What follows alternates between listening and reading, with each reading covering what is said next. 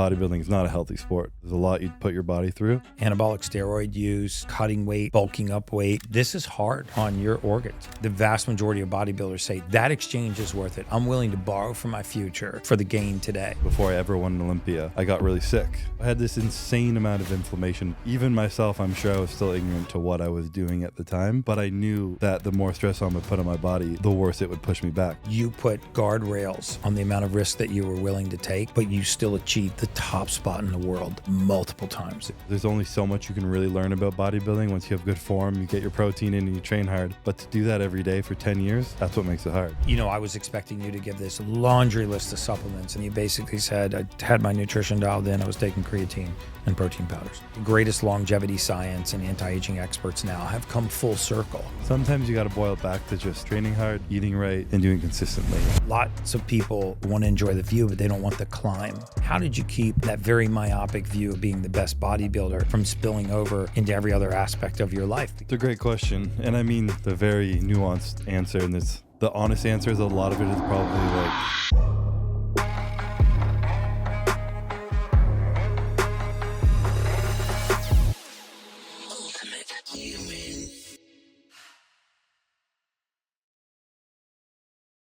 Hey guys, welcome back to the Ultimate Human Podcast. I'm your host, human biologist Gary Brecka, where we go down the road of everything anti-aging, biohacking, longevity, and everything in between. And as you know, my heroes are the movers, the shakers, the game changers in all forms of industry, whether they're PhDs, MDs, biohackers, researchers, or just people that have solved a major problem in their life. And today's guest is no stranger to that, 6-time Mr. Olympia champion in the physique division. You know who he is. A lot of you have been anticipating this podcast. Welcome to the podcast, Chris Bumstead. Thank you, sir. It's an honor. It's an honor to be on here. It's an honor to be sitting with you. Intimidating given the guests you've had, but really excited to be on here talking about it's just my guests. I'm not intimidating. Well, you too. You're exciting to talk to. That's I feel awesome. like I need to be the one interviewing you so I can learn a little thing. Well, we could go back and forth, For you know? sure. We actually, like all my podcast guests, you know, when we get here early, we run half the podcast before the podcast. Yeah. I'm like, we should talk about this on the pod. But, you know, one of the things we talked about, which is a common theme on my podcast, and I really want to unpack this a little bit with you, is that I feel like the most impactful people, like the most inspiring, passionate, purpose-driven people are people that solved a major problem in their life. And one of the things we talked about before the podcast was, you know, it's not so impressive to me to be like great once. It's impressive to me to be really great over a long period of time. And you held the #1 spot in bodybuilding for more than half a decade, which is a long period of time, which means you solved a lot of problems. And by problems, I mean probably internal demons and external forces. And I would love if you would unpack that a little bit and just talk to my audience about, let them into the mindset of sebum. You know, when you're already at the top of your game and you've achieved this astounding level of success, what was it inside you that didn't make you just say, I'm going to take the award and go home? I did it. Like, you know, a lot of people run one one Kona Ironman in their life. Mm-hmm. They're like, there's the plaque. That's it. It's a great question. And I mean, the very nuanced answer, and the honest answer is a lot of it is probably like great genes set up to do the right thing, a lot of luck set up in the right place, and potentially, honestly, a lot of faults or demons and insecurities of mine that I was trying to use some level of success to seek after. You know, I find a lot of people who reach a high level of success are kind of potentially compensating at the beginning. And when I started to feel like maybe I was seeking a sense of belonging or validation, my journey began to become more than just like becoming a better body, but a better self. How can I use the challenge, pushing myself to new limits, to discover parts about myself I didn't know before and become a better version of myself, and to be able to grow mentally, spiritually, emotionally, relationally along this physical journey? And I think that's what consistently drove me. Is every year was like a hero's journey where like you're working up to this huge moment, and inevitably there's this like chaos and challenge that comes in the way where you feel defeat and you need to find something inside of yourself to get through that, to get to this success. And then it repeats every year. So I was continuously finding new pieces of myself I didn't know before of what I needed and how I operated best. And my journey started with something very health related. In 2018, before I ever won an Olympia, I got really sick and I didn't know what was going on. Kidneys? It was autoimmune to my kidneys. Yeah. Mm-hmm. Okay. So I had this insane amount of inflammation, edema in my legs. Like I put on like 15 pounds in a day and I had like no knee, no ankle. It was just inflamed. Didn't know what was going on. I was put in the hospital, put on loop diuretics, IV diuretics and all that stuff just to get the water off. And they didn't know what was going on. And it was I talk through the story quick now, but in the moment I was like 22 years old, terrified for my life at the time. Yeah. Not knowing what was going to go on. You were bodybuilding then, right? I was in the middle of prep. I was 4 weeks out of the Olympia. Whoa. At this point. Yeah. So it was like one of the biggest moments of feeling powerless, just completely powerless. Yeah. And there's a pastor, I believe, in this Richard Rohr, who talks about like every man experiencing a journey of powerlessness, which leads to a sense of like just humility and gratitude for the rest of your life because you realize you're not fully in control.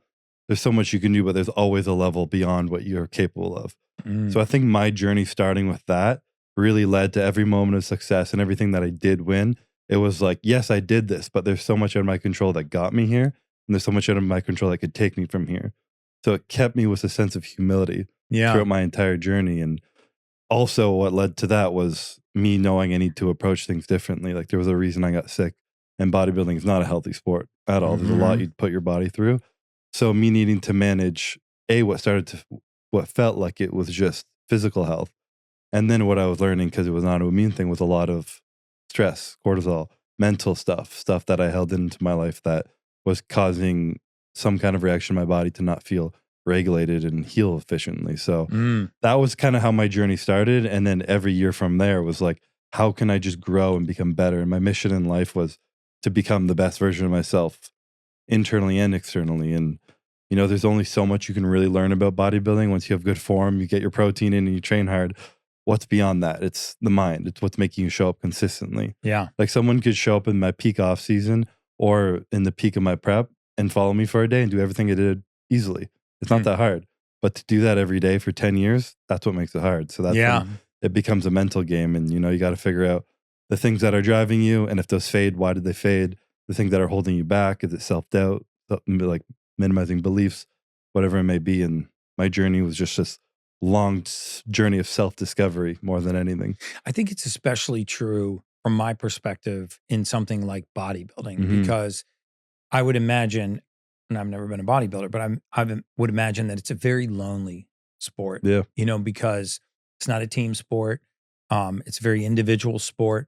So you don't have a team, maybe other than your trainers and stuff, holding you accountable. You're not showing up for other people. You're showing up for yourself. And I think most of life is a very individual sport, you know, and they say like it's very lonely at the head of the herd, right? All you get to do is enjoy the view, right? And you know, lots of people want to enjoy the view, but they don't want the climb. And to do it on your own, by yourself, who are you competing against? Like, were you competing against yourself? Were you just constantly like, I want to be a better version of myself? And how did you keep that very myopic view of being the best bodybuilder from spilling over into every other aspect of your life? Because, you know, as I went down the rabbit hole preparing for this interview, there are a lot of bodybuilders that have actually ruined their lives outside of the sport. Yeah. People talk about how difficult they were to get along with, how self-centered they were, how they were tough in their marriage. You somehow been able to navigate all of that. I mean, I find you to be a very genuine, humble human being. I have the deepest level of respect for that. Completely devoid of arrogance, but you in this pursuit to be the best version of yourself. How did you keep the rest of your life in balance? I mean, I definitely wasn't always the easiest to deal with, for sure. You know, when anyone's dieting that hard, there's moments where my wife would be rolling her eyes in the crowd. She said he's so easy to deal with all the time. My wife does the same thing. Yeah. People are like, oh, he's so smart. You're so lucky. She's like, well. She's in the background like, yeah, sure. No, yeah. I mean, the first thing I could attribute to was just the way I was raised. You know, my family, I have an incredible family who I love very much. And they taught me like just good morals of staying true to like who you are, and what's most important is treating everyone like with respect and equal kindness. And I guess just I had this idea of myself where like as hard as I was working, it didn't make me any more special than anyone else. And it always was really like a me versus me kind of thing. And bodybuilding is a very egocentric sport. It's very vain. It's just like intense. And there's like almost like a stereotype that's very accurate of the way people are like trying to be beat better than the next guy, comparing to this guy. It's a comparison sport. It's subjective. You're being the pageantry. You're on stage being judged, you know? And I think a lot of bodybuilders before me, they were like, you got to be on stage. You got to be stepping on there saying you're going to beat this guy. You see him, you know you're better than him. Be like that. And when I was young, I was like, okay, that's how I have to be to win. But it never drove me. It didn't make me feel like I was getting better. If anything, it stressed me out. It made me anxious because I was comparing myself to others and like trying to be what they were. But especially in bodybuilding, where it is so subjective, you have no control of what the judges do. So if you're trying to beat them or do what the judges do, and then the judges switch what they want, then you're just pissed because you didn't do what you want. So you might as well just be doing it for yourself, creating the body that you are proud of, that you think is the best, and being the best version of yourself. And there's no way to continuously improve unless that's your goal. Because if I'm trying to beat the next guy, when I beat him, I'm done.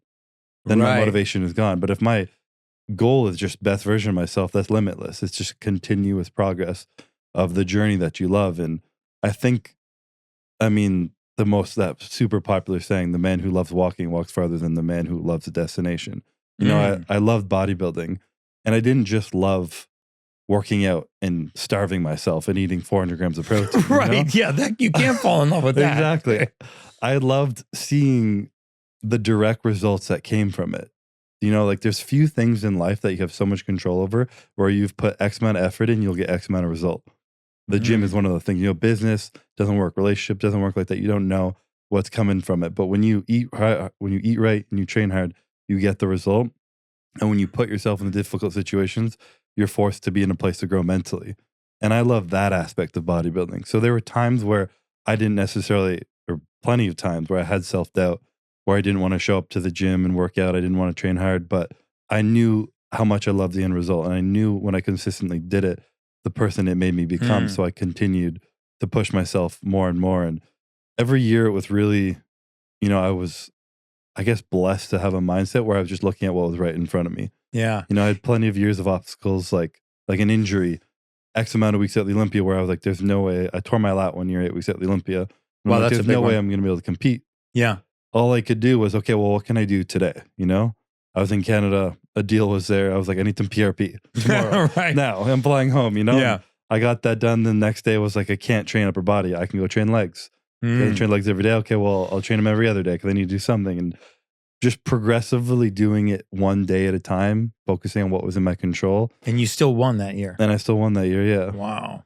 And I think one of my other biggest cheat codes was I was really, like many men these days, really bad at feeling emotion and like letting myself be in an emotional state. I was very avoidant and just like pushed it off. And when I came face to face with being bad at that, I was very a person like, how do I prove what I'm bad at? So then if I'm bad at feeling stuff and it's making me feel worse and more anxious, what's the opposite I can do? Just embrace the shitty emotions I'm feeling. So if I was like that moment, I had my lat tear, and in that moment, it might be like, oh, you hurt yourself, compete next year. But that was my life. I dedicated my life to bodybuilding. So to me, think of dropping out the Olympia, it was like I'm losing a piece of my life right now. It was devastating. Right. So instead of avoiding that, I learned to let myself feel that emotion. Or you feel like you're going to break down and the world's ending and crumbling right now? Okay, well, be in that. Cry for a moment. Like, be in that and lean on the people who are there and who love you. And luckily, I met my wife right after I got sick. Wow. So she was with me through every Olympia I ever won. So you met her in your early 20s? Early 20s to now married with a child. And then through that whole relationship, she's a very emotional being. So she helped teach me to lean into my emotion, to share it with her. And it's so hard to explain. And maybe some men out there can kind of relate to me in that sense where you feel like you just need to suppress it because it's a bad emotion, but to just let it out, there's no result to come from it, no answer, no solution. And to have someone that you can share it with, it just like releases this block and creates energy in you to move forward. And I think being able to apply that throughout my journey and learn how to do that, just it kept moving me forward. That's so amazing. The injury that you had. Well, I mean, you had a lat injury, but the kidney injury. I've heard you when you were talking to Patrick David and some others, and you talked about how that injury made you limit the amount of risk that you took. Yeah. And I think that that's fascinating because I think in bodybuilding, again, I've never been a bodybuilder, but I would assume that it's win at all costs. And there's an exchange for that, right? I mean, anabolic steroid use, constantly, cutting weight, bulking up weight. I mean, this is hard on your organs. It's hard on your liver. It's hard on your kidneys, hard on your heart. And I would assume that the vast majority of bodybuilders say that exchange is worth it. I'm willing to borrow from my future for the gain today. But like when you had that injury and you had this swelling and you realized that I have a real critical kidney issue, landed me in the hospital. What were some of those risks that you weren't willing to take? Because I find it even more fascinating that you put guardrails on the amount of risk that you were willing to take, but you still achieved the top spot in the world multiple times. Yeah. And that is really what's fascinating to me. And it might be a message for other, younger bodybuilders that are on that journey.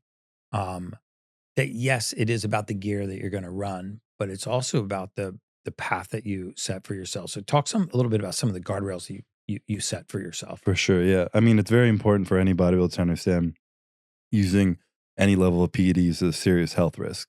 Like the gear you have to run to be a professional bodybuilder, it's not healthy. Like you said, you're boring from your future life. And even myself, I'm sure I was still ignorant to what I was doing at the time, but I knew that the more stress I put on my body, the worse it would push me back. So there are specific compounds that bodybuilders take. There's an array of them.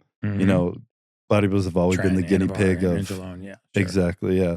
We've always been guinea pigs for stuff, even when it comes to peptides. Like we were taking peptides before they were ever anything because we were like, we'll give it a shot. You're like, research purposes only? Sounds great. Wait, it helps injuries? It worked in a rat and a monkey? Exactly. Yeah. But no, so when I got to that point where I got sick, I was like, okay, I was doing X and I got sick. What if I do half of X? If I don't get sick, maybe there's something that was causing it that was too much of a stress on my system. And everything's a multitude of issues. It's not like just the drugs were making me sick. It was the stress, my lifestyle. I was just got out of college. I was drinking a lot in between my off seasons. There was a lot I was doing. So then my shift went on to my health. Shift my focus on my shift health. Your focus to your health. And then everything I was putting my body. Because that moment made it, threw it in your face. Absolutely. You're like, whoa, I'm not immortal. I mean, coming out of that, so I still competed in that Olympia where I ended up in the hospital. Probably shouldn't have done that, but I was very stubborn and I had a journey and I was a goal. I wasn't going to quit on it. And then after that Olympia, my coach, my sister, my family, myself, sat down and were like, you shouldn't compete anymore. You should stop this. Like you put your body at risk. Like it's telling you something. You should stop. And I was like, I'm just not ready to stop. If I was given that decision right now, I would stop. But I was 21 years old. You can't be killed by a bullet at 21. Yeah. One of my favorite stories is that I got a 21-year-old. I thought he was sitting in here, but yeah, he's in the house. that F1 story of back in the day of Alonso racing Schumacher, and they go into a corner. Alonso's behind Schumacher, and he rips by him in the corner. And how'd you know to get by him there? He's like, he has 2 kids at home. He was going to break. Wow. Your life changes over time. You're on a different journey, and nothing wrong with either. But when I was young, dumb, ignorant, no family, send it, just get after it. I'm 30 now. As kids, if I'm looking back, I wouldn't have made that the same decision. So I'm grateful I did, because I got out with my health still, but that's also why I chose to retire when I did too. Now decisions are different. But the guardrails I put on that were just limiting how much I took and what I took. Specific things like tren are one of the hardest things on your liver specifically. They're super toxic on your body. They're the ones that work the best, sadly. When they say hardcore, they're hardcore. That's, for a reason. That's hardcore for a reason. It's more adverse effects and benefits for sure from when you get to that level. So I just kind of essentially cut what I was taking in half and was like, I'm going to try it again. I'm going to take care of my health. I'm going to take care of the food that I put in my body. I'm not going to be like, oh, I need protein, I'm going to go to Five Guys. It's no, I'm going to go get a grass-fed steak and sweet potato and like switch everything I'm putting in my body now. Because bodybuilders back in the day was just like macros are all that matters, you know? Right. But it's a lot more. I've heard some people on, you know, even on Instagram today, there's like macros, calories in, calories out. And there's a lot of science to disprove that too. But for sure. I mean, you can get your calories from donuts, but you right, but there's consequences to that. But what's also fascinating to me is there's so much about bodybuilding that's like not done in the gym. And, you know, I think some of the leading entrepreneurs in the world, Kevin Leary, for example, some of the leading financial entrepreneurs in the world will say the greatest decision you'll ever make is the person that you choose to spend the rest of your life with. Yeah. And I've heard you talk about your wife a lot as that foundation, as that rock. And I find it to be very sincere. I don't think that you're just on a podcast trying to pay homage to your wife.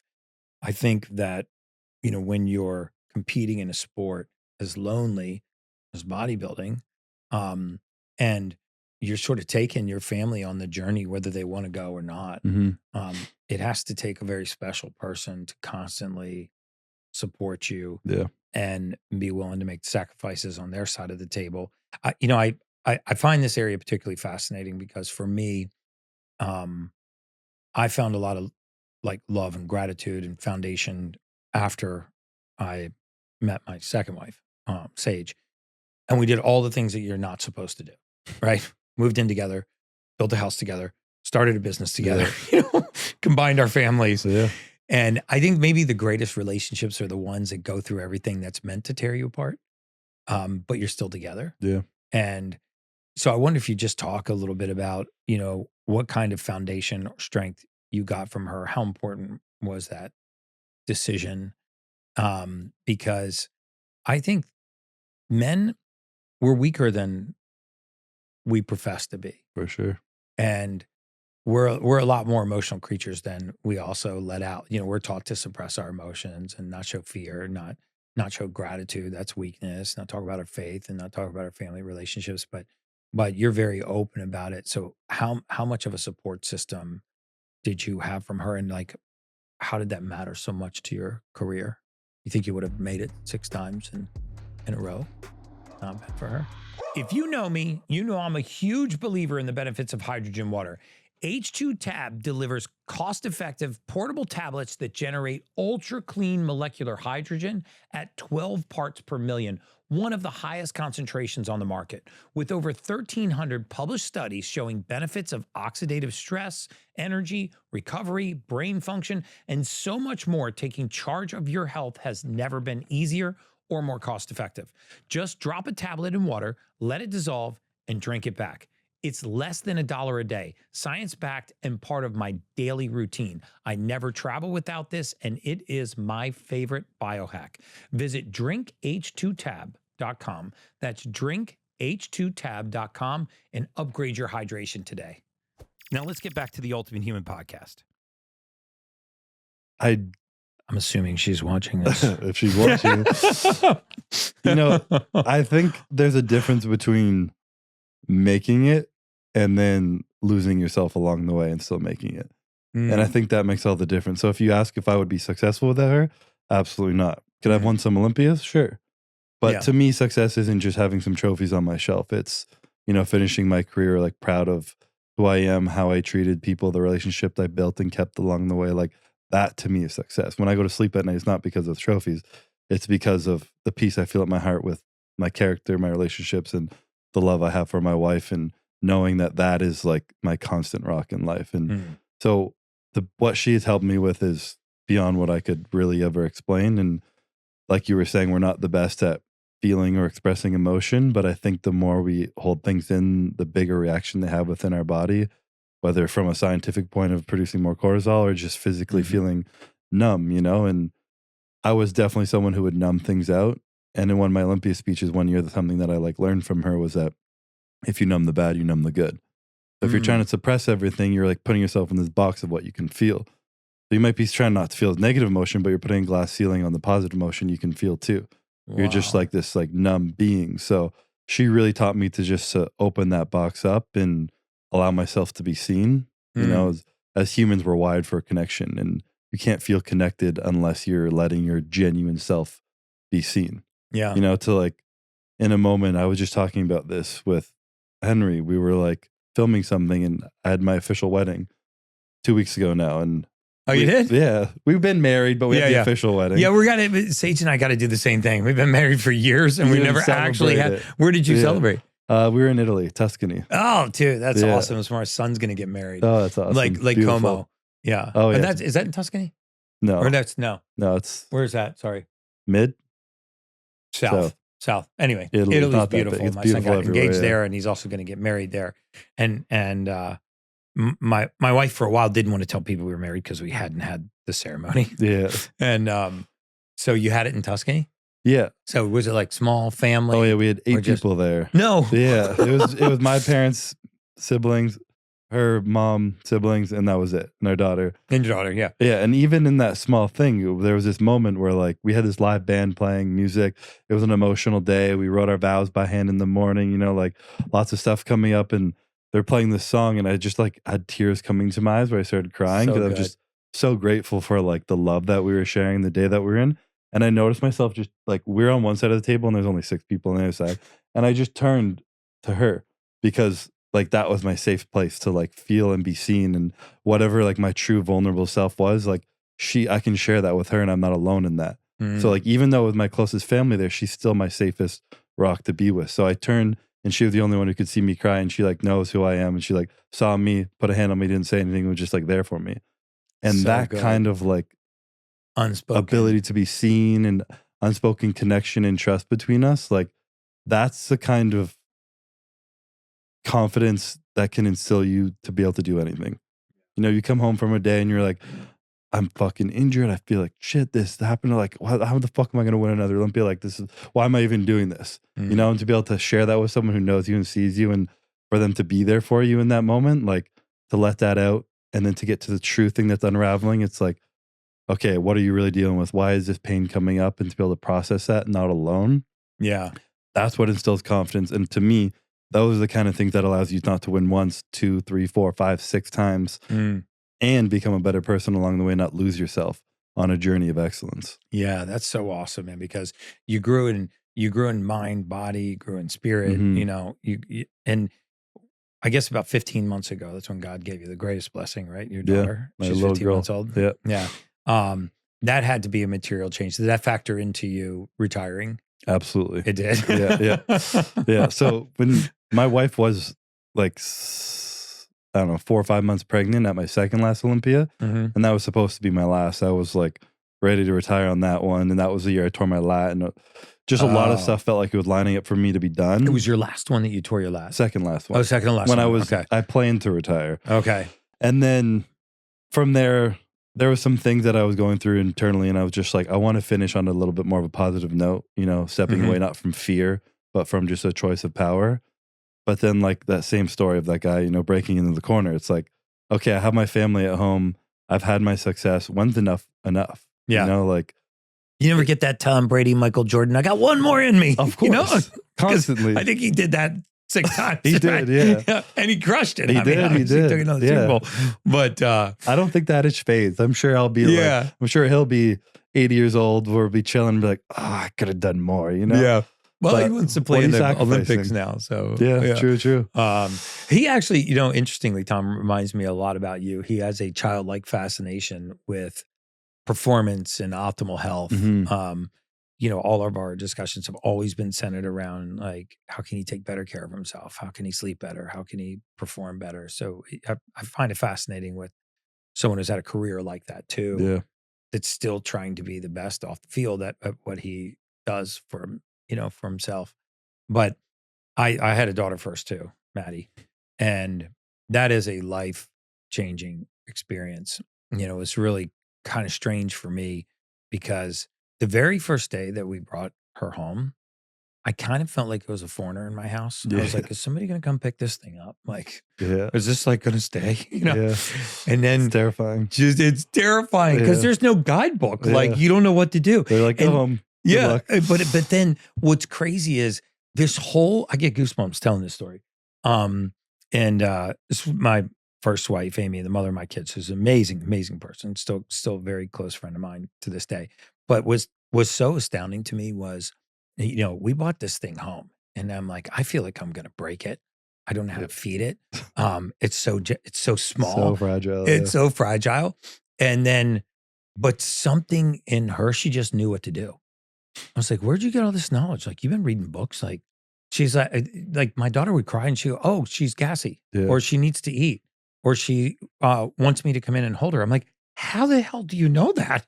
It just sounds like noise. Yeah. And then she knew the difference in the cries. And it was like, so what was really cool was to see this whole like woman come out of your wife, at least that was my experience, that just showed up because there was a kid all of a sudden in the house. Like, God imparts this wisdom upon them somehow. Yep. They sort of know what to do, because you and I are just fumbling around in the dark, like just trying to help. Bottle. Like, How do I help? What do you need me to do? Yeah, what do you need me to do? I'm like so scared.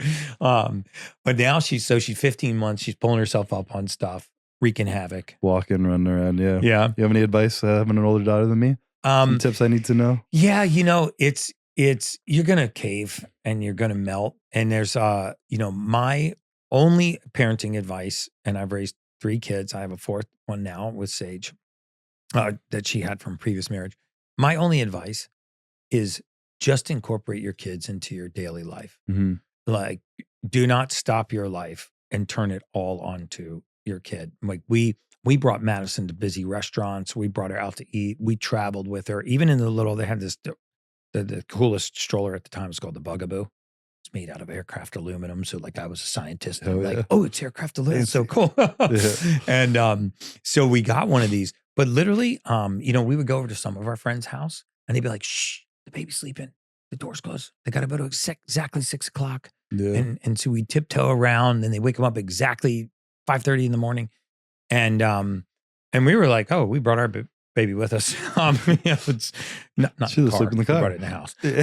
But and it just made it so easy and adaptive. And then we noticed, like, when we would take flights, people's babies would be screaming and just bouncing off the wall because they knocked them off their schedule. Yeah. But Madison was just so used to sleeping where she had to sleep. There was noise in the room. I mean, we didn't purposely disrupt her life, but her nursery room door was open, and we would have folks over for dinner. We'd have the family, and it was noisy. Yeah. She would sleep through it. And that's my only advice. I don't like to give a lot of parenting advice. I become a better parent after my kids were adults than when they were younger. As long as you figure it out. But I think our role as fathers is to just believe in our kids until they learn to believe in themselves. Yeah. And now I'm seeing that switch in my kids, like, as they're starting to believe in themselves and they're starting to stand on their own 2 feet, and they're starting businesses, and they're really making their way in the world. And that for me is the greatest level of satisfaction. So my only parenting advice is just don't slow your life down. Noted. Bring your daughter with you wherever. And if people don't like it, get them out of your life. Yeah, they're the problem. Yeah, they're the problem. They were a baby daughter. Too once. Never be embarrassed that you have a kid. But it's, what's awesome too is that there's this fear of the unknown.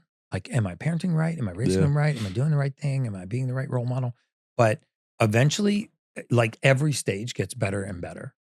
Like, there is nothing in this world better than watching your kid play a sport, or like the first time you go and watch your daughter sing at the Christmas players. It's just so amazing. Yeah. And now they're my best friends as adults. I mean, I could truly say my kids are my best friends. There's no one I'd rather travel with. There's no one I'd rather be in business with. There's no one I trust more than them. So that's awesome. Yeah. To the extent that helps, that's all I got. Good advice. It's good advice. We just took her to our trip to our wedding to Italy. And oh, you did? It was chaos. We're like, we're never going back to Europe with a baby again. Bad decision. So maybe we'll travel closer than a 6-hour time change. Well, I mean, you just went all in out of the gate. That's a little heavy. That was a bit much. But I think the more you do with them, the more adaptive they become. Yeah. They will learn way more from observation than they do from what you try to teach them. For sure. Yeah. And they are way more observant than what you think. Yeah. When those first sentences start coming out of their mouth and you realize how much they know about the world around them, because when they're not speaking, they're observing. Yeah, they're watching. Still learn. Yeah. Yeah. And they're formulating their own opinions. So sorry, I had a great, the mother of my kids is a great woman too. And so when we decided we were going to separate, we only separated the husband and the wife. We never separated the mother and the father. And I think that was a big plus for our kids too. So I want to switch gears a little bit. I mean, obviously you have one of the greatest bodybuilders in the world on your podcast. We got to talk a little bit about your journey. Everybody's going to want to know, what did he take? How did he eat? What did he do to get there? I also found it fascinating on a podcast I was watching of yours when you talked about time where a young kid came up to you that was going to start bodybuilding, and he was like, "Should I start using steroids?" And you told him no. You said it's a really bad idea. And I thought that was really interesting, because here you are, one of the greatest bodybuilders of all time, dominating the sport. It's clearly, using PEDs, and your recommendation out of the gate to this young bodybuilder starting out was, don't start with steroids. You said that on the Patrick with David podcast, just as a reminder. So why did you do that? I mean, the easy response to that, someone watching that, be like, yeah, easy for you to say hypocrite. Like, yeah, exactly. And valid too, Right, but right. I mean, with a decision that serious, if you're going to walk up to a stranger and let their answer depict if you're going to do something that's potentially harming your health, like you need to be making that decision for yourself. You need to be understanding what the risks are. You need to be understanding how small the benefits are. Like, people can look at my life and be like, wow, like I want that. How many people actually make it in any sport, Right. Let alone bodybuilding? How many people are gym, then how many people become Mr. Olympia? And beyond that, there's people who are second place at the Mr. Olympia and they're making that check for that prize money is like 20 grand. Their sponsors, maybe some of these people are making like low six figures a year. Like, it's not a life of lux. And then your shelf life is done when you're 30. What do you do from there? Like, it's not as exciting as you might think. It's a really high risk. And most people don't see the success that they think they're going to see, So I definitely tell anybody young who's trying to take that seriously is to really tick off all your boxes, and that being the last one. Like, have you spent consistent years training hard, learning how to train with proper form, proper periodization, good programs, good nutrition, good rest, and doing everything that you can to get to a point where you can actually see what your genetic capabilities are? Because one of the biggest things that limits a bodybuilder is your genetics. Right. Once you're on the Olympia stage, everyone's a top 0.001% in the gene pool of not only your ability to put on muscle, but just your ratio of like joint to muscle belly to waist size to like your ability to grow legs and lats. So you can create an expert, like all the little things are so dependent on that. Yeah. So if you just jumping on steroids at a young age before you know any of that, then you have horrible genetics. You've just put yourself at risk for no reason. So that's a really good point. I mean, on this path that you went on, I mean, there's not really, you've even talked about it before. There's no real guidebook. It's not like, hey, go read this book. It's bodybuilding steroid 101. You start here. This is what you do month 1, month 6, month 12. There isn't really a guide. And I kind of feel like maybe the guys at the top of their game aren't really that willing to share what they're doing behind the scenes, because any little edge that they have is an edge that they keep for themselves. And so what were you using as a resource? Like, where were you getting your training advice from? I mean, you obviously you go in, you lift heavy, but you would have gotten a lot more injured a lot more frequently if you didn't know what you were doing. So where'd you get the guidance from for training? Where did you get the guidance from on your gear, on your nutrition, or were you really just figuring it out along the way? A lot of specifically training at least started with my brother-in-law. He was a young bodybuilder. Your wife's brother? My wife's husband. Sorry. My sister's Hopefully not husband. your wife's husband. My sister's husband. We just found a polygamist in our midst. Expose myself on the Ultimate Human. Yeah. My sister's husband. They were dating at the time when I was in high school. Much older than me. He was a local bodybuilder. And he was just, to this day, like, he became a professional bodybuilder as well. And he was like notoriously one of the strongest, hardest training guys in the whole like league. Really? So me being able to be in grade 12 and that being like my training partner some days gave me like a massive cheat code. Another moment of like being right place, right time, like God's timing to be in the right position of like this young kid who loves training. Now here's this incredible bodybuilder with insane work ethic who is the guy I'm looking up to. So that's cool. he taught me more than anything just what true intensity was. You know, people think they're training hard in the gym, but the idea of taking like every set close to failure or to failure every single day and pushing every single week after week, year after year, it's different, you know? So that was my standard when I started training at like 16 years old. And that was like my huge cheat code to this day, where I'll train with bigger bodybuilders than me. And I often have better form and I'm stronger than them because that was just my like blood, you know, it's what I've been doing. So he was a huge resource for me. He coached me through the beginning of my career. So he was actually in the gym with you, coaching you. Yeah, that's awesome. Doing my diet, nutrition. And I really think so much of it is so much more simple than people realize. And I imagine you see this a lot too when people stressing about health, trying to find his perfect solution and answer. Yeah. Sometimes you got to boil it back to just training hard, eating right, and doing consistently. I totally agree with you, Ben. I told you one of my favorite comments that you ever made that was shocking to me was, you know, you talked about going into Mr. Olympia prep, and you know, I was expecting you to give this laundry list of supplements and this laundry list of, you know, peptides and all of this stuff. And you basically said, I had my nutrition dialed in. I was taking creatine and protein powders. And I was like, wow. And I often talk about that, how like the greatest longevity science and anti-aging experts now have come full circle. And we're like getting back to the basics. Yeah. Sunlight, vitamin D3, grounding and breath work, whole food diet, focusing on sleep, like the basics, the things that you can't manage your way around. You know, I'm sure you couldn't train your way around a crappy diet. Yeah. And you couldn't eat your way around poor training. And so there's just those fundamentals. It's like the fundamentals of longevity. If you follow the blue zone, whole food diet, sense of connection and purpose, and mobility into later in life. Yeah. That's what the data says. Right. And I think you're saying bodybuilding is like nutrition, train hard, sleep, recover, repeat. Yeah, for sure. Major oversimplifying it. But I do want to go into the supplement bandwagon a little bit. I got a list of some of your favorites, and I wondered if you just talk about these and like how you incorporate them into your daily regimen and how important they were for you. Whey protein was like the big one.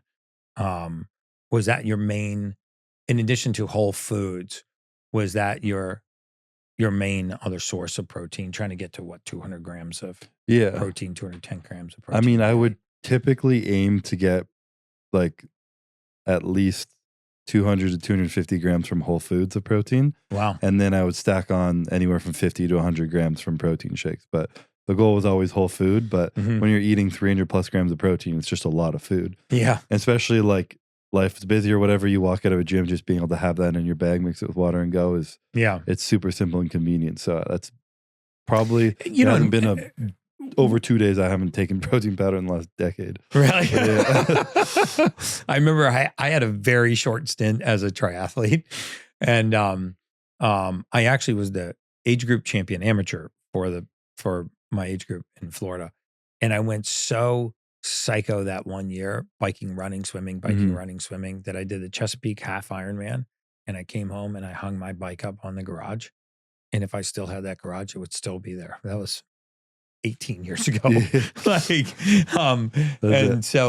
And that's part of what fascinates me so much, because the grind and the mental fortitude that it has to take to maintain that level of intensity over such a prolonged period of time is just still fascinating to me. Creatine was one of your must-haves. Yep, for sure. And I say every woman over 40 years old needs to be on creatine. It's no longer a bodybuilding supplement. It never has been, but I mean, no longer just for bodybuilders. I think it's fallen into that bodybuilding category. But for cognitive function, it's dirt cheap. You took creatine monohydrate, right? Yeah. How much of that were you taking? Typically 5 grams. And then in like competition season, I would be doing 5 grams pre and post workout. So up to 10 grams. And then just recently I was just learning about the cognitive benefits too. So before I do like a podcast or something, I'll take 20 grams of it and just get ready to go. I was sipping on electrolytes and creatine on my way here. Oh, were you really? Yeah. On the car. I think we did hydrogen, water, and a couple other things, you know, on the way in here. You also talked about multivitamins. Mhm. You had a basic multi that you took, which is to cover the bases like B vitamins. Yeah, Um, exactly. More so just even learning, like, mhm. better than most is the nutrients in our food is pretty lacking right now. Yeah. And when you get down, A, nutrients in our food is so much lower than it's been in the past. But B, when you're dieting super strict near the end of prep, like you don't even have the luxury. I'll start cutting out vegetables and foods because your calories are so low. Everywhere you put it matters, you know? So Mhm. you're not going to get enough nutrients when your priority is getting enough protein and then enough energy to get through your workout. So being able to take a multivitamin for me was also something that was super That's beneficial. that's great. And you've also talked about glutamine, which I'm also a big fan of. Mhm.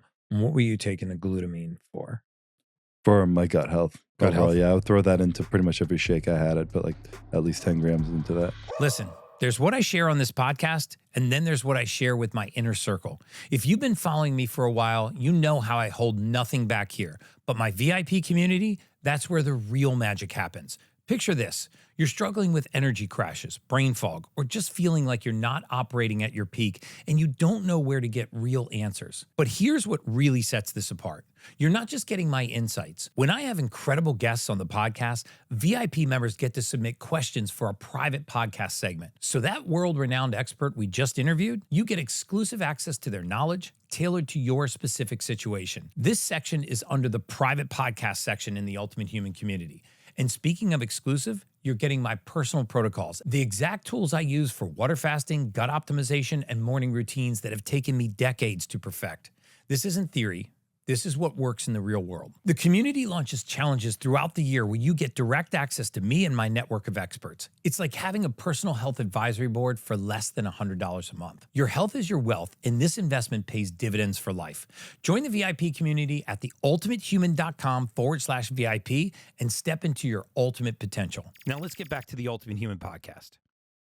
Yeah. First of all, I agree with all of these. And then resveratrol, which I take a pie seed form of resveratrol. Resveratrol is grapeseed extract. That's why a lot of people say that red wine's good for you. Mhm. Like, I can actually lose the alcohol and still get the And just benefit, take right? that, yeah, Yeah. yeah. It's the polyphenols and the resveratrol and the few studies that were like, oh, a glass of wine a day keeps the doctor away. It was Yeah. like, no, it wasn't the wine. Yeah. It was the polyphenols and the resveratrol. Either way, they can convince Um, themselves though. So you added the resveratrol, turmeric, and curcumin. You took a lot of electrolytes. Interesting one that I found, which I'm also a big fan of, is something called bergamot. Mhm. And what were you taking the bergamot for? That's for like cardiovascular health, cholesterol. It's Yeah. a big thing in the bodybuilding community. It's been just something that was always spoken about. You need to be taking this if So you're you're like, up okay. on PEDs. I was like, can't miss that. I don't want to one. be missing out. Exactly. I did a podcast with Dr. Gundry, Yeah. and he's a cardiologist, Mhm. Cardiovascular surgeon. And I have the genetic predisposition to lipo little a. My Mhm. cholesterol is amazing. Yeah. Triglycerides are amazing. And I eat very clean. But I have the lipo little a, which there are no pharmaceutical solutions for. But bergamot and slow release niacin, he told me to start taking those. And it dramatically reduced Really? those for me. And so those are the dangerous ones for cardiovascular disease. And because we know that steroid use is going to be hard on the liver, it's going to be tough on your cholesterol. I imagine you stopped drinking. Oh yeah. Yeah. I mean, that's Yeah. been gone for a long time. Yeah. But because these things were so hard on the rest of your organs, you were supplementing to kind of offset that. Exactly. Yeah. Yeah. We were talking before we came on the podcast that, I believe that things like peptides are going to be, some of them are going to be as common as a multivitamin Mhm. in as soon as 5 years. Yeah. Because peptides are amino acid sequences. When you put them in the body, they act a bunch of different ways. They can act like mimetics and mimic other compounds in the body. They can act like secretagogues and cause organs and glands to secrete things that they would normally do. And there's a whole host of peptides.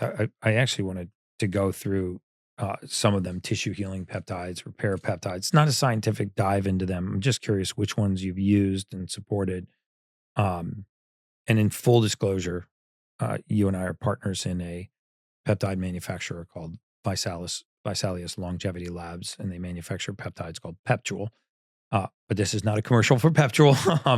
And this is just a discussion on peptides. But just in full disclosure, I wanted, first of all, proud to be your partner in that. And so is the Crown Prince of Saudi. Is our one of our partners now too. Yeah.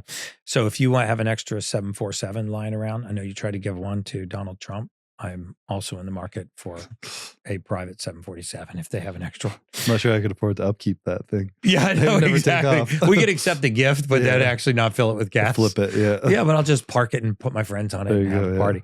But I think the world of peptides is fascinating. It's been around a lot longer than people think. And then there's this whole new emerging world of some of these designer approaches to modulating human performance. You know, Dr. Mike from RP Strength, you know who he is? He's got a podcast. I actually really like this guy. I think he's super intelligent, and he toes the line very well between the valid science and the risks and things. He's actually called me out a lot on social media, and it pisses me off. But then I'm like, he's right, you know, and then I have to go and delete videos. You're like, shit, he got me there. Yeah, but I'm like, but he helps me sharpen my sword because I'm like, dude, he's actually right. But he's one of the few guys that I trust in this whole PED category as being just authentic, honest, knowledgeable. And he was talking about these non-androgenic anabolics. And I know that's a mouthful, and I forget the two drugs he was specifically referring to, but one of them was like the follistatin gene therapies. It was similar to that, and it inhibited myostatin, which is one of the compounds that actually stops our muscles from growing.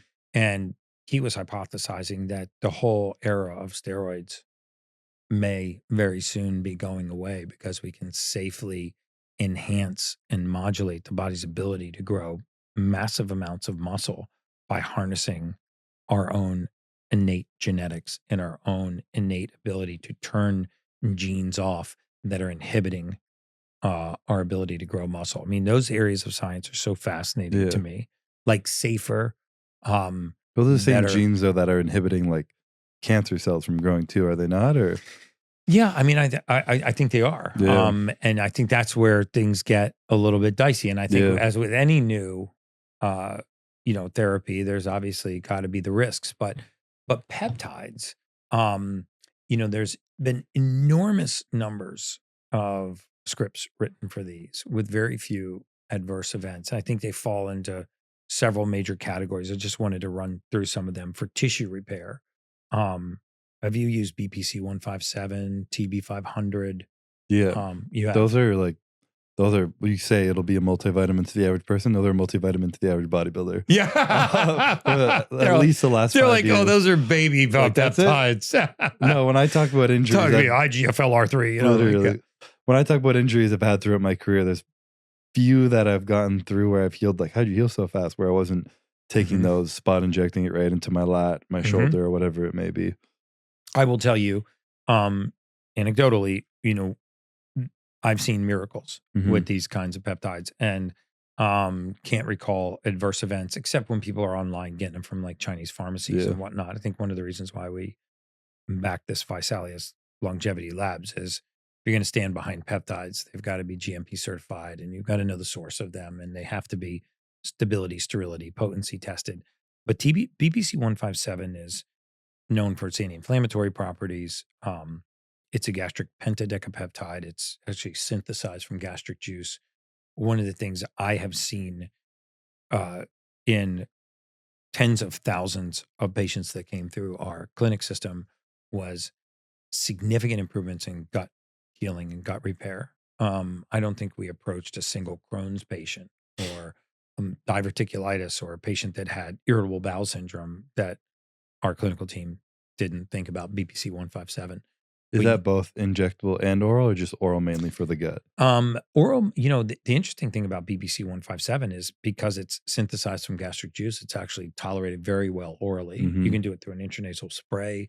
You can do it in oral capsule form, or you can, like you did, site inject it.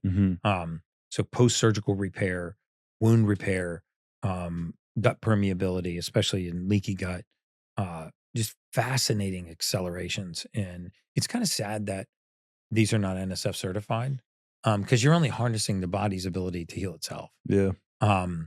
And what I wanted to discuss here was, you used a lot of these peptides, maybe not to get bigger or give you an advantage, but to recover and heal from the damage that you were doing. Yeah. And everybody listening to this podcast has some kind of nips and bibbles, right? Knee, hip, shoulder, rotator cuff, low back, elbow, something. And if you don't, good for you. Yeah, jealous. Yeah, he's jealous. But I feel like it's just one of those universal peptides. When did you first start discovering peptides, and when did you first start using them? Right out of the gate? I think it was right around 2018, around that time when I got sick too, because one of the first ones I You get took. sick a lot, dude. Well, the same time. The same time. Okay, this is the same The one. one time. Okay, good. It was just a big moment in my life. Okay, so big signals. But because it was autoimmune, I had a local guy tell me about thymosin alpha-1 and like the immune regulation modulation that can come from that, and system.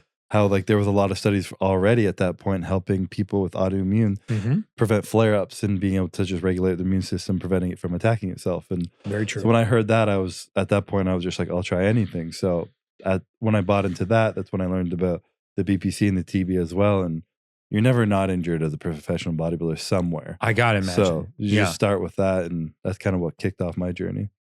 What about now? Do you have any lasting injuries from it? I mean, it seems like you're getting around really good. I move I'm like, my body's tight, no crazy injuries. I just had a shoulder operation a few months ago that's bouncing back still right now. I tore a couple rotator cuffs. A couple rotator cuffs? Yeah, like 3. So a deal actually did stem cells right in there. So that helps heal that up. But subscapularis, yeah, no, still just like nagging little things, but nothing crazy. Luckily, knock on wood. Well, I mean, 3 tears in the rotator. There's only 4 muscles in the rotator cuff, so you tore 3/4 of them. Let's move it now, though. So. Yeah, I remember in chiropractic school, they were like, it only really does the first like 15 degrees of abduction and internal rotation. So when you have big delts like that, it's pretty common too with like pitchers, because you have this big deltoid, and then all of a sudden it hands all this load over to these 4 tiny little muscles, and they can snap.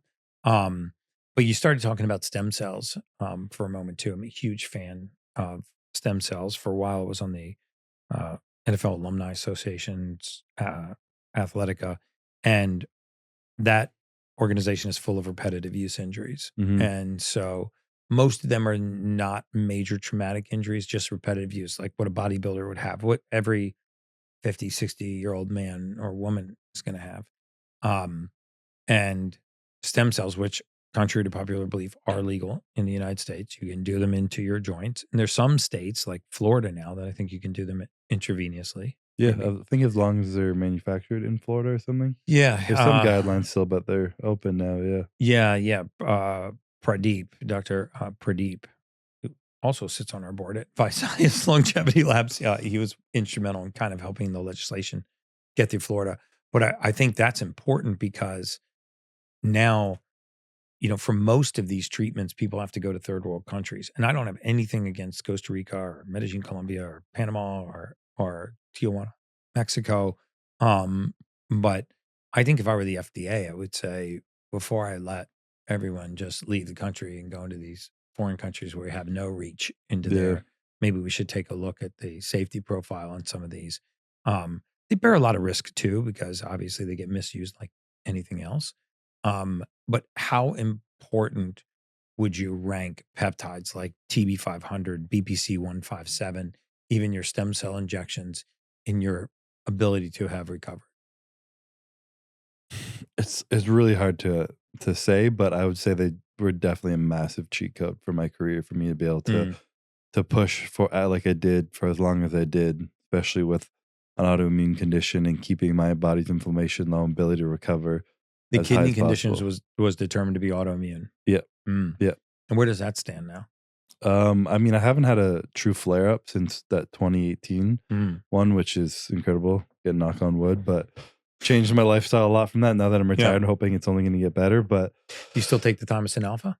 I do, yeah. Okay, great. That's all year, but I take it in cycles throughout the year. Yeah. So my health has just been increasing since I retired, and typically every you look great, year. Dude. I mean, Appreciate no it. offense. Typically, I had a system every year where compete and then focus on my health as long as I could, and then compete again. And it was just like never progressing. So now that I'm retired, my focus is just on anti-aging. Literally. I know. Yeah. You actually texted me in November. Do you remember that? You sent me a DM. Yeah. I pulled it up and I thought it was really cool because I was like, oh, Chris Bumstead's hitting me up on the DMs. And do you mind if I talk about it? Yeah, sure. Okay. And you were asking me about the genetic test. Mhm. Because you said, I beat my body up a lot, bodybuilding, and I just want to get to the next level. And I was like, I love this guy because, you're not just giving up. You're like now in that post-professional career pursuit of excellence, Yeah. which is like, how can I just live the longest, healthiest, happiest life possible? Mhm. And that's probably why 95% of people come see me. Yeah. For you, I imagine a lot of it's driven by your daughter. But yeah, Does family's that come into everything. your Yeah. mind? I took years off my life from competing. I need to add those back on now. Yeah. So. Yeah. She's expecting you around for a long time. Are you going to have more? Oh yeah, absolutely. Okay. Yeah, dude. Build a little I crew. love having a tribe. Yeah. Absolutely. I remember when we had, I know we're bouncing around a lot, but I remember when we had our third child, I used to mess with my wife all the time because she would like go out of town and I'm like, listen, I've got ADHD. Now we got 3. So pick your favorite 2 and I'll have them here when you get back, but I can't promise 3. The third one, like, don't ever talk know. like that. It's a joke. It's a joke, but you're outnumbered, dude. Yeah. 2 to 3 at that point is a big jump. That's when we're calling grandma and grandpa. Like, giving you a heads up. Once you get to 3, screw it. Yeah. You might just get a family bus and just have at See it. you later, yeah. Yeah. Once you can't fit in a regular car, it's game over. Yeah. What was that show that used to be the reality show? It was like 17 and counting or something. Oh yeah. Did you ever see that? I remember seeing some of those. An Amish family had a whole bus. Insane. I'm not going there. Yeah. There's another peptide called GHK-Cu. It's a copper peptide, Mhm. Cu being the copper, stimulating collagen production. I see it showing up in all kinds of skincare products now. It's also topical for hair. Have you ever used the GHK-Cu peptide? I was just recently recommended that for part of my shoulder injury and just like overall recovery, but I haven't. My wife has some of it in her skincare products, but I haven't dove in deep into that one. Yeah, I think the combination of BPC 157, TB 500, and GHK-Cu is about all you could throw at massive tissue repair. If I was recovering from surgery, that would be the stack that I would be on.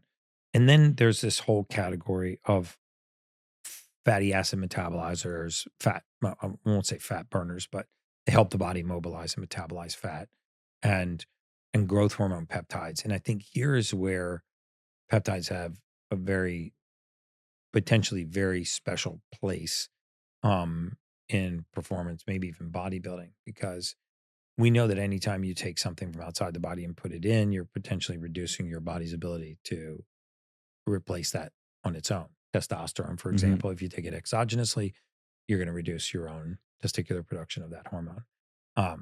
But growth hormone releasing peptides and growth hormone releasing hormones like CJC1295, ipamorelin, sermorelin. Sermorelin is probably the one that I know has been around the longest. I want to say that it was FDA approved in 1983, right around there for dwarfism and pituitary tumors or pituitary adenomas.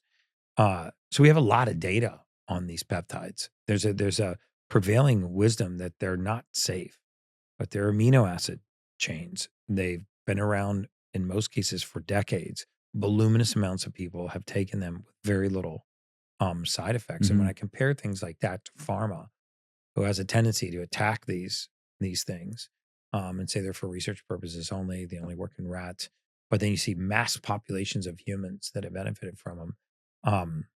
I'm really hopeful that the regulatory lanes will widen for these things so they can become less expensive, more available to the public.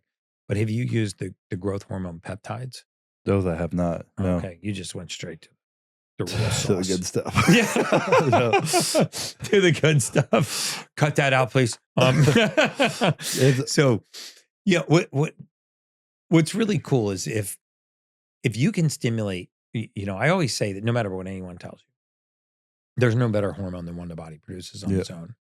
So competitive bodybuilding you probably need to go beyond that. Yeah. But Competitive bodybuilding is a lot different than the average person trying to be healthy and yeah, optimizing their body. Yeah. yeah. I mean, I got these guns with growth hormone peptides. Not They're bad. not those guns. Dude. They're not even close to those guns. This is a water pistol. In the gun Close category. enough. I don't even need a permit to carry these. Yeah. But you know, when we talk about these growth hormone peptides, the reason why I wanted to just bring them up on this show is because I would think that somebody like yourself that had used synthetic growth hormone for so long might be switching to something like a growth hormone peptide, because Mhm. you still are massive, dude. I Yeah. mean, how are you maintaining that size and you're just off all the gear?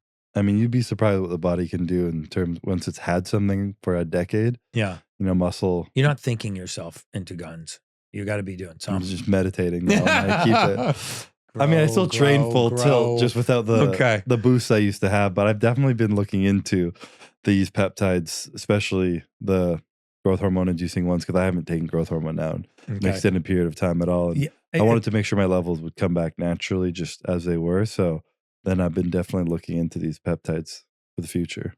amazing, because And you think I think Samorelin, Hypomorelin, or CGC 1295, and what about Hypomorelin. Tesamorelin? Is that Tesamorelin different? is probably the most powerful Yeah. of all of them. You know, Tesamorelin, you know, there's growth hormone releasing peptides and growth hormone releasing hormones, which is why you don't see, you know, Tesamorelin, Samorelin. Right? It's you use them in combination. One mainly acts on the pituitary, one mainly acts on the hypothalamus. Because in the body and physiology, we have something called a negative feedback loop. Or why do your testicles not keep secreting testosterone and it just keeps climbing? Because there's a feedback loop that tells the pituitary, hey, we've got enough testosterone, and it starts to turn the signal down, luteinizing hormone, follicle stimulating hormone. What's fascinating about the human body is scantly a single gland in the body decides how much hormone it produces. It almost always has a boss. It's like these speakers in this room, they don't determine how loud they play. There's a tuner somewhere. And if I turn the signal up, the volume increases. And so if we can discover, if we understand that very often as we age, our bodies don't lose the ability to produce youthful levels of hormone, growth hormone, testosterone, and other compounds. Very often the signal just gets turned down. So when peptides act like signaling molecules, they turn this volume back up. And you go, wow, I walked into the room, I couldn't hear the music, but I found the tuner and boom, the music's loud. And so I realized that I could turn up my testicular production of testosterone. I realized I could turn up my pituitary's production of growth hormone. And because these secretagogues act very quickly, you can take them and time them with your normal circadian pulses. Like we have our largest pulse of growth hormone at night, right before bed. So if you take peptides far enough away from a meal and right before bed, you match what is your normal circadian pulse of that hormone. So it can deepen your sleep, improve your muscle mass, improve your lean muscle mass. It can improve the way that you metabolize and mobilize fat with very, very little downside. And there's pretty good studies on tachyphylaxis, which is the desensitization response that, you know, over prolonged periods of time, taking the right breaks, like 5 days on and 2 off, you can safely use these things over a prolonged period of time. I don't know if I'm going to get in trouble for saying that, but hope not. And the benefit of that versus taking growth hormone is that you're not shutting off that negative feedback loop and your body's still using its natural system. Anytime you tell the pituitary, we've produced a lot of growth hormone, and then what happens is the boss, which is the hypothalamus, which is the pituitary's boss, is going to send a signal to the pituitary to shut off the production of growth hormone. One of the reasons why you use both is because one is acting on the pituitary's boss and one's acting directly on the pituitary. So you don't know when you take a growth hormone peptide if you've recently had if the pituitary has recently released growth hormone. So if you just took Samorelin, for example, and your pituitary had recently secreted growth hormone, the Samorelin would do nothing. But if you took CGC 1295 and Hypomorelin, or you know, Samorelin and Tesamorelin, you would find that even if you had just recently had a pulse of growth hormone, you would still get another pulse because you've overridden that feedback loop. The only one that I'm not a major fan of is the MK677. It's called ibutamorin. Because the more research I read on that, the more it seems to cause, instead of a bolus dose of growth hormone, it seems to cause what's called a hormonal bleed. So sort of as your pituitary is making growth hormone, it's leaking it into the bloodstream. And that's very fatiguing to these glands. Yeah. So if I were going down, and I am not a physician, not licensed to practice medicine, but if I was going down the road, taking a growth hormone or looking at taking, one of these growth hormone peptides, I would combine the GHRP with the GHRH. I would leave MK677 alone. Just my personal opinion. Because the longer, more well-studied, more viable ones will get you as far as you want to go. And in terms of like tissue repair and post-surgical repair, I mean, these things are miracles for people. Thymosin alpha, you said you've already been, you've already taken. You want to talk about some of the sexual health ones? Because I know you've taken those. No, like ones? PT141, oxytocin. Have you tried it? I haven't, no. Chris, come on, man. I guess I'm missing out. Dude, your wife's going to love me. I didn't even know these were out there. Yeah. The Bodybuilders are so single-minded. We're like, how do we get jacked? PT141, you've got to sneak into your wife's ham sandwich. It makes women go crazy. Maybe this is one you're going to get in trouble for. This is, all right, that one I'm going to get in trouble for. Can we cut this out? I'm just kidding, but it improves arousal. It improves sexual desire in men and women. Yeah, in men and women. Yeah, in low dose. So you have to use it right. Oxytocin is the one that they say is in Cupid's arrow. Mm-hmm. It's part of the psychosomatic response of creating an erection and arousal and libido. And so sometimes people they miscue love and attraction with libido and arousal. Like you can be madly in love with your wife, madly attracted to her. She can be madly in love with you, madly attracted to you, but not have any libido, right? It's a completely separate thing. And I know that wreaks havoc on a lot of relationships. I've seen it over the last decade of having a functional medicine clinic where people think that when one spouse's or the other's sexual desire goes away, that the love and the attraction is leaving. Yeah. And that's not what's happening. The emotion, the psychosomatic response of arousal and libido is going away.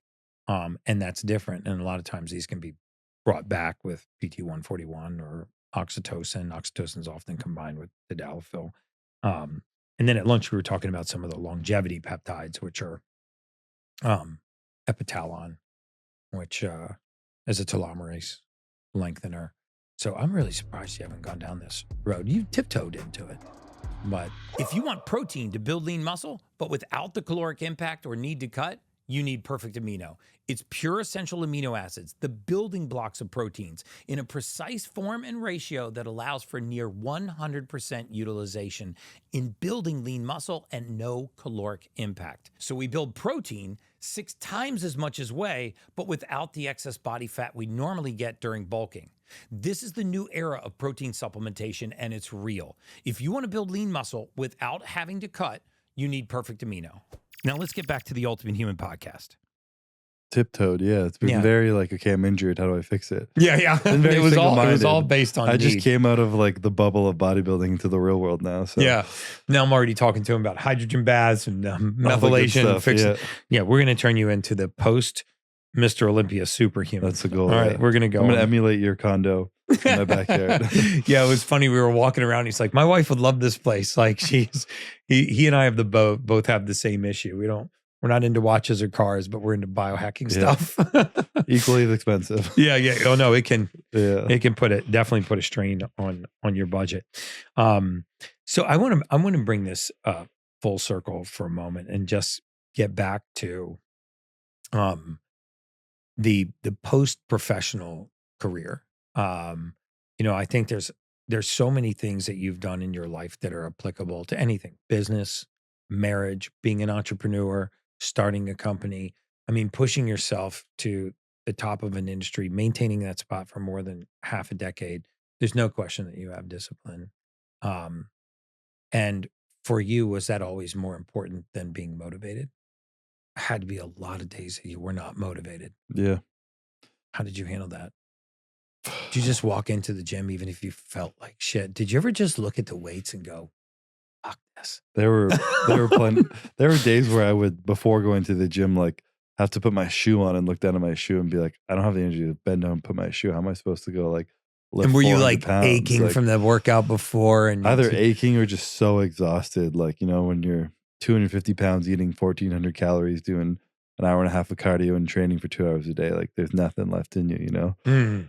So pulling from that, it definitely comes, yes, there's bursts of motivation, but usually they're all burned out by the end of a prep. You know, you have a goal, you have a passion, you know, it's remembering why you started doing something and knowing how worth it the result will be. But it really comes down to discipline, comes down to systems, I believe. You know, systems. Any entrepreneur will tell you like the best way to run a business as it's growing is to have the systems in place to make sure it's actually happening. And bodybuilding is the same thing, especially when you've been dieting, you're tired, you're having a shitty day, whatever it might be.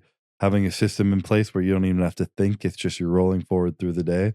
Like I wake up at the same time, I drink the same thing, take the same supplements, eat the same thing at the same time, go to the gym at the same time. It just becomes like so habitual after you do that same thing. So if it's a 16-week prep, first 10 weeks you have a little bit more energy. The last 6 weeks, you're just following back into that routine, that system I've that you seen built. videos of guys just passing out on the stage in the middle of a post, just dropping. Usually those guys are doing some crazy shit. The top guys who knows what they're doing are ideally not doing that. Well, there's some people who like push weird loop diuretics and do some weird like potassium loading things on top of diuretic in order to help them get like lean and full. But people who know what they're doing aren't really doing that crazy shit. Okay, Ideally good. aren't passing out, but you are dehydrated and exhausted up there for sure. But that's like when you're dehydrated, you're exhausted.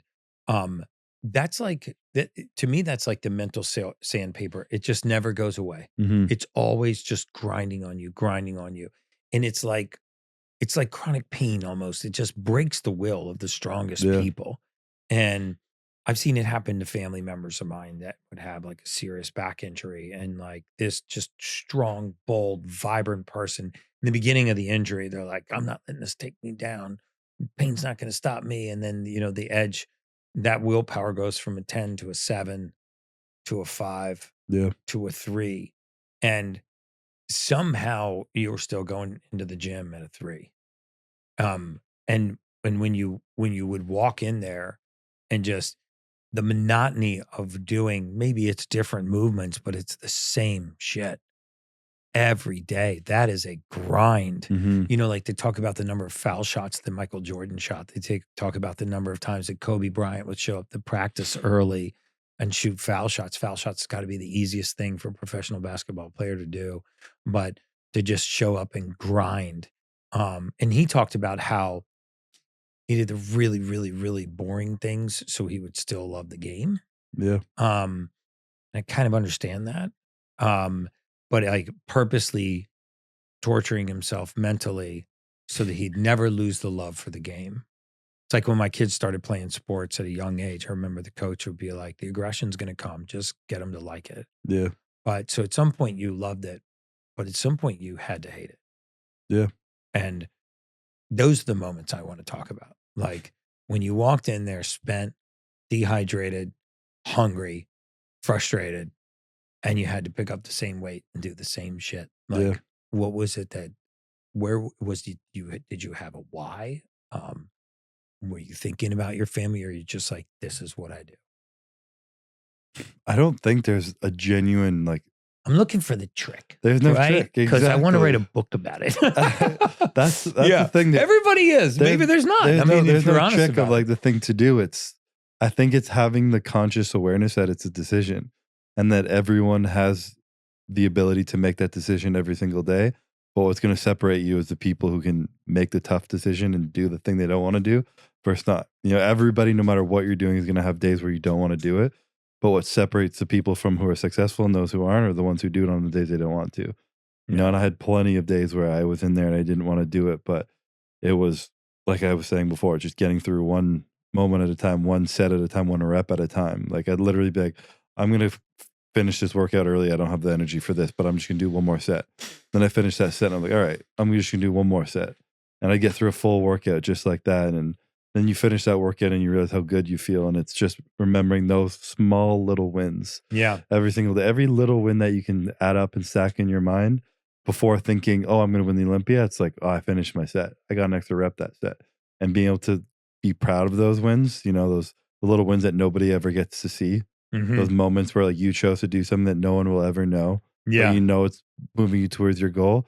You just got to be a little crazy, and those got to be the things that drive you, you know? You got to have a screw a little. You got to be a little fucked up. Yeah, got to be a little fucked up. It's just the way it works. So what does the post-professional career look like for you? What's going to replace that drive, that addiction? It's got to be, you've got to direct it for some, because it's just who you are now. Yeah. Where is that going? Is it going into your supplement company? Is it going into your family? Is it going into your next career as an entrepreneur? You're young. Yeah. You got a big, long life ahead of you. I mean, to be fully transparent, I think I'm still figuring that out. I think I've come to the conclusion and the honest answer to myself that nothing will replace that. Yeah. There will be other things really in my life cool. that are just as important, but they're not the same. Maybe more important, but they're not the same. That feeling of that competitive drive, like we all watch a sports movie and they're like, I want to compete and do something and like be better than people. And like, there's something beautiful about competitive sports. Yeah. And being able to like compete. And it's got to, dude, I try to put I watched a lot of your videos and things, and just the thought of like, you're standing up there, you're posing on that stage, everything comes down to that one moment. It's totally in somebody's hands. So it is somewhat subjective. Yeah.